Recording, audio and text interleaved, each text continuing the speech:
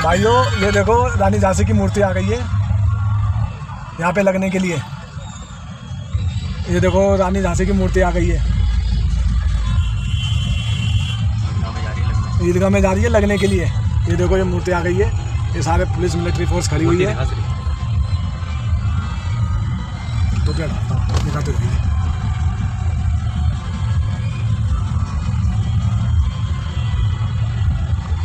आगे ले थोड़ा सा बाजार आगे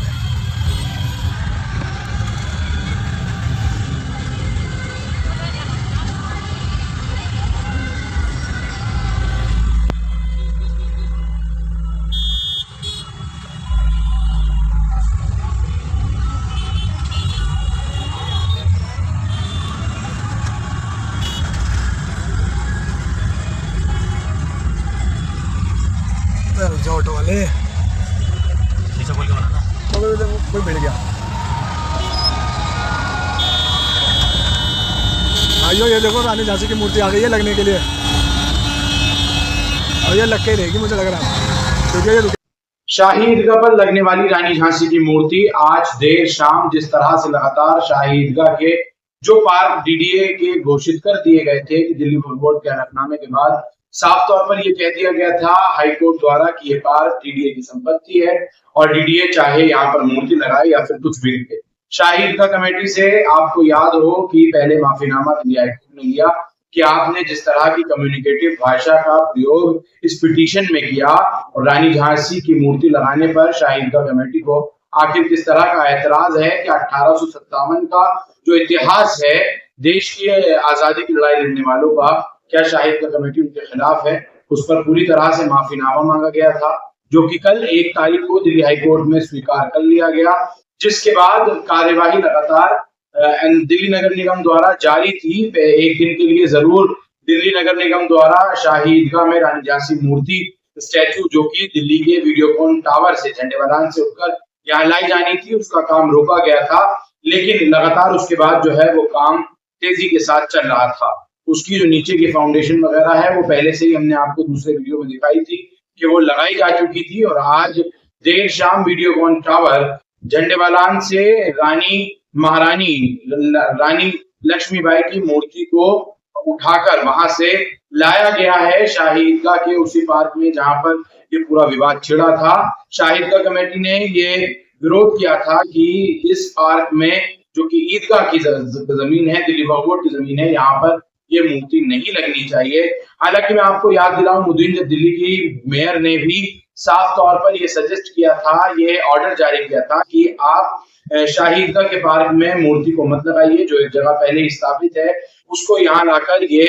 सम्मान जो है वो महारानी लक्ष्मीबाई के सम्मान के साथ छेड़छाड़ की जा रही है। वहीं आम आदमी पार्टी से राज्यसभा सांसद संजय आजाद सिंह ने भी साफ तौर पर कहा था कि देश के इतिहास से छेड़छाड़ भारतीय जनता पार्टी की पुरानी नींव रही है और उसी पर भी अब ये महारानी लक्ष्मीबाई की मूर्ति हटा रहे हैं। हालांकि मैं आपको ये बात बताने की कोशिश करूं, जो वीडियो इस वक्त आप मेरे साथ में देख रहे हैं ये शाही ईदगाह के उसी पार्क की बाहर की है, जब आज क्रेन के जरिए महारानी लक्ष्मीबाई की मूर्ति को यहाँ लाया गया। वीरांगना महारानी लक्ष्मीबाई 1857 की लड़ाई में बहुत अहम भूमिका निभाई और देश की आजादी में इनका नाम भी बहुत ऊपर आता है। दूसरी तरफ जो इस पूरी मूर्ति प्रकरण लगने में जो विरोध प्रदर्शन हल्का फुल्का सोशल मीडिया पर एक प्रोटेस्ट भी देखने को मिला था, जिसके बाद शाही ईदगाह पर लोग जमा हो गए थे। दिल्ली पुलिस ने कई लोगों पर जो है वो कार्यवाही भी की है, आखिर कौन था इस पूरे प्रोटेस्ट कॉल देने में, उन तमाम चीजों की जांच में अभी तक दिल्ली पुलिस लगी हुई है और शाही ईदगाह के आसपास पहले से ही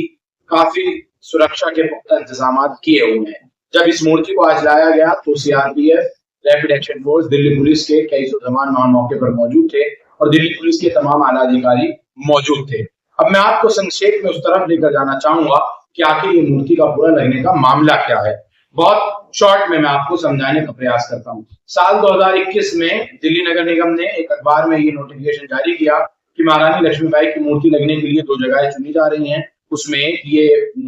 शाही ईदगाह का पार्क और दूसरी जगह थी। उन दोनों में चयन किया गया कि शाही ईदगाह के पार्क में महारानी लक्ष्मीबाई की मूर्ति वीडियोकॉन टावर झंडेवालान से उठाकर यहाँ स्थापित की जाएगी, जिसके बाद आसपास के रिहायशी और शाही ईदगाह के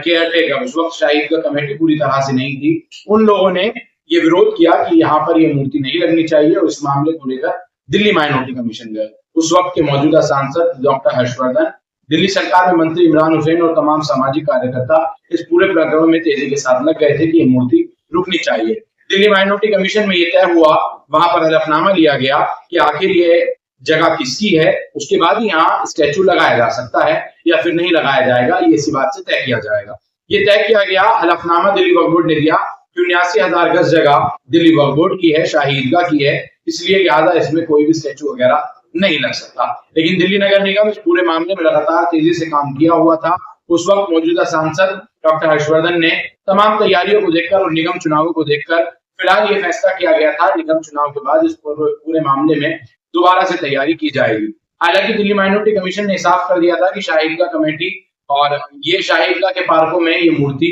स्थापित नहीं की जाएगी, जिसके बाद दिल्ली नगर निगम और डीडीए में पूरा मामला चल रहा था। मामला चलने के बाद अब जब इस मूर्ति का दोबारा लगाने का मामला हुआ तो फिर वही डॉक्टर हर्षवर्धन, दिल्ली सरकार के मंत्री इमरान हुसैन और तमाम दीगर अलग अलग नेताओं से इस मामले में मुलाकात हुई और ये बात छुपे तौर पर कही जा रही थी, मुलाकातें की जा रही थी, मूर्ति को किसी तरह से स्थापित करने को आला टाला जा रहा था। हालांकि डिपार्टमेंट इस लगाने को मूर्ति को बहुत ज्यादा उतावला था। साल 2024 चुनाव से पहले भी ठीक वही निगम चुनाव वाला प्रकरण अपनाया गया और चुनाव तक इस पूरी प्रक्रिया को रोका गया, लेकिन जैसे ही 24 का चुनाव हुआ इस कार्यवाही को तेजी से अमल में लाया गया। आखिर डिपार्टमेंट ये बताएगा कि आखिर इस मूर्ति को स्थापित यहाँ क्यों किया जा रहा है, क्या वजूहात हैं, वो नोटिफिकेशन, वो तमाम कागजात दिल्ली माइनॉरिटी कमीशन से जो कुछ हुआ था। अब जब ये मूर्ति लगाने का मामला फिर तेजी से सामने आया, शाही ईदगाह कमेटी ने इसका विरोध किया और दोनों ही डिपार्टमेंट, डीडीए, नगर निगम और तमाम जो है उस पर एक इंस्पेक्शन वगैरह भी किया। दिल्ली वक्फ बोर्ड ने वहां पहुंचकर 100 नंबर की कॉल की कि यहाँ पर मूर्ति नहीं लगाई जा सकती, जो कि ऑन रिकॉर्ड है। उसके बाद ये 6 सितंबर को मामला दिल्ली हाई कोर्ट में चला गया। वहां पिटीशन शाही ईदगाह की तरफ से लगाई गई थी कि इस पूरी मूर्ति लगने को रोका जाए। जहां इनसे पूछा गया था, सबके हलफनामे मांगे गए थे, जब दिल्ली वक्फ बोर्ड ने हलफनामा दिया,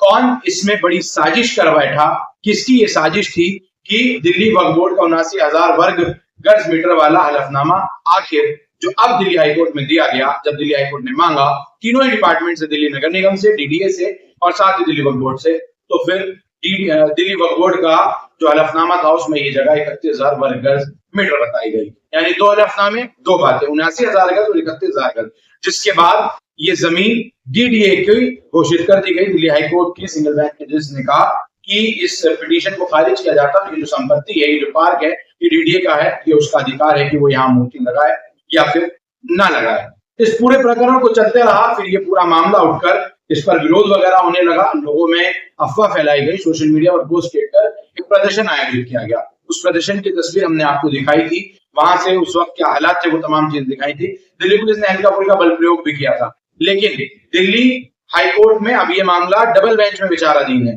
पहले 26 तारीख को ये मामला सुना गया, उसके बाद 1 तारीख को सुना गया, 1 तारीख को माफीनामा कबूल किया गया और फिर 4 तारीख लगा दी। कोर्ट की तारीखें लगातार चल रही हैं और उधर मूर्ति लगाने का काम भी बेहद ज्यादा तेजी से चल रहा है दिल्ली पुलिस की पूरी सुरक्षा व्यवस्था के घेरे के अंदर। यानी दिल्ली नगर निगम अब यहाँ मूर्ति लाई जा चुकी है, जल्दी इसको स्थापित किया जाएगा और अनावरण एक समारोह भी शायद इसका आयोजित किया जाएगा। लेकिन ये सोचने वाली बात है कि आखिर दिल्ली वक्फ बोर्ड का वो हलफनामा और इस हलफनामे में किसकी साजिश रही, कौन थे वो अधिकारी जिन्होंने पूरा हलफनामा ही बदल दिया, जो वक्फ मिल्लत की जगह, जो इस वक्त पूरी तरह से दिल्ली वक्फ बोर्ड, दिल्ली के लेफ्टिनेंट गवर्नर विनय कुमार सक्सेना के अधीन चल रहा है और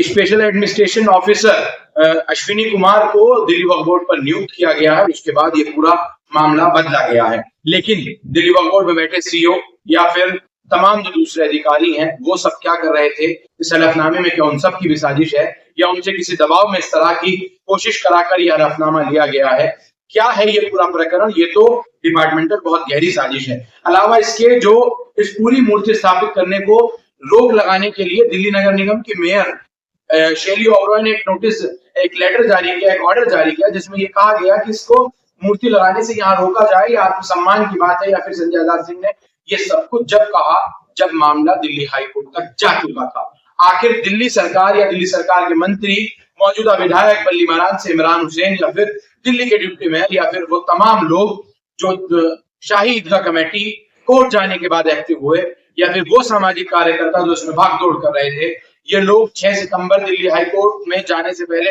कहां थे? क्या दिल्ली नगर निगम ये अपना आदेश वापस नहीं ले सकता था जो मूर्ति वहां स्थापित करने का लगाया गया था, जिस तरह से शेली ओबरॉय ने, दिल्ली की मेयर ने बाद में यह आदेश जारी किया? इन तमाम चीजों को समझने की जरूरत है। क्या कुछ गहरी साजिश हुई है? ये तमाम चीजें, लेकिन फिलहाल अब ये पार्क डीडीए की संपत्ति है और शाही ईदगाह में मूर्ति स्थापित दिल्ली हाईकोर्ट के आदेशों के बाद की जा रही है। हाईकोर्ट ने कहा ये संपत्ति डीडीए की है और डीडीए चाहे अपनी संपत्ति में जो गलत। हालांकि ये जगह किसकी है, हलफनामे सही है या गलत है, यह पूरा मामला दिल्ली हाईकोर्ट की डबल बेंच में चल रहा है, लेकिन शायद तब तक चिड़िया खेत चुक जाएगी, मूर्ति स्थापित हो जाएगी और तब ये पूरा फैसला आएगा। इस खबर को मैंने आपको बहुत संक्षेप में तोल मोल कर नहीं बल्कि बोल बोल कर बताया है।